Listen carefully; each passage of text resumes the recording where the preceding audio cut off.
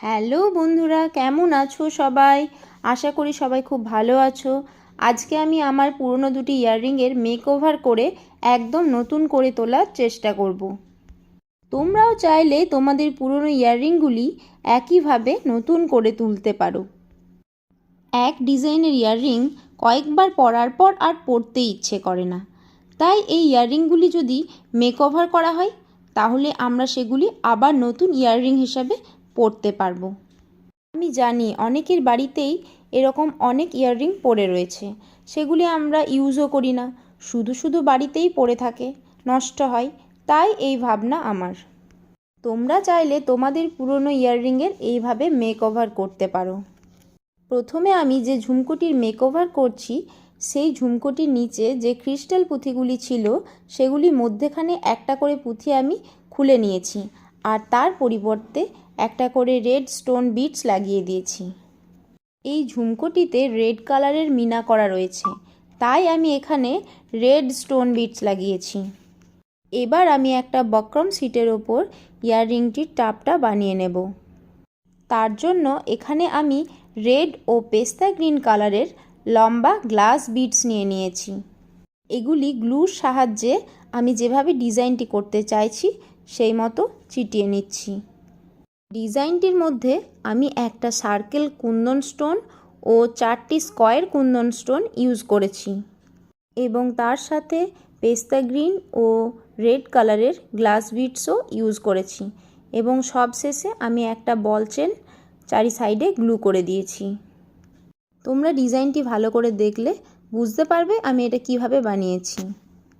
এবার ডিজাইনটি কমপ্লিট হওয়ার পর আমি এগুলি ড্রাই করার জন্য রেখে দিয়েছিলাম। ড্রাই হওয়ার পর আমি টপটি শেপ মতো কেটে নিয়েছি। এবার আমি ঝুমকোটির হোলের মধ্যে একটা থিন ওয়্যার লাগিয়ে নিয়েছি এবং তার ভেতরে ঝুমকো থেকেই খোলা যে পেস্তা গ্রিন কালারের ছোট ছোট ক্রিস্টালগুলি ছিল তার মধ্যে থেকে 3টি ক্রিস্টাল আমি এর মধ্যে লাগিয়ে নিয়েছি।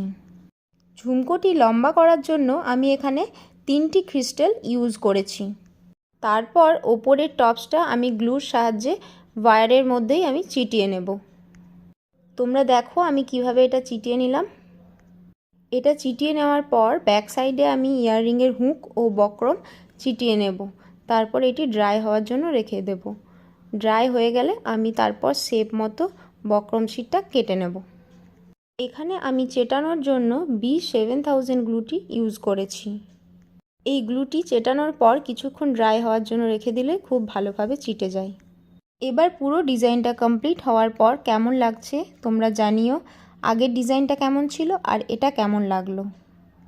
এবার আমি সেকেন্ড ইয়াররিংটির মেকওভার করব।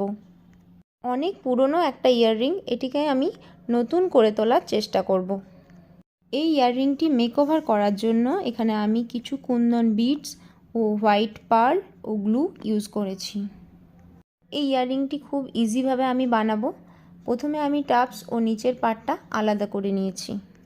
এবার নিচের যে পার্টটি আছে তার ওপর কুন্দন স্টোন গ্লু করে নেব। এখানে আমি স্কোয়ার, ড্রপ ও সার্কেল শেপের কুন্দন স্টোন ইউজ করেছি। এই সব কুন্দন স্টোনগুলি একে একে আমি ইয়াররিংটির ওপর গ্লু করে নেব। মধ্যেখানে 5টি করে আমি এখানে স্কোয়ার শেপের কুন্দন লাগিয়ে নিয়েছি। এবার দুই সাইডে 2টি ড্রপ শেপের কুন্দন আমি এখানে লাগিয়ে নেব। তারপর ড্রপ শেপের কুন্দন লাগানোর পরে একটা করে বড় সাইজের সার্কেল কুন্দন লাগিয়ে নিচ্ছি।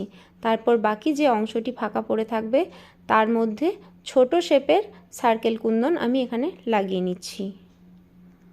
একে একে সব কুন্দনগুলি গ্লু করে নেওয়ার পর এটি ড্রাই হওয়ার জন্য রেখে দিতে হবে। তোমরা সামনে থেকে দেখে নাও আমি কিভাবে লাগিয়ে নিয়েছি কুন্দনগুলি। এবার আমি টাপসগুলির ওপর কাজ করব। প্রথমে আমি টাপসগুলির মধ্যেখানে একটা করে half cut pearl beads glue করে নিচ্ছি। তারপর চারি সাইডে ড্রপ শেপের কুন্দন দিয়ে আমি টপটি ফুলের মতো করে নেব।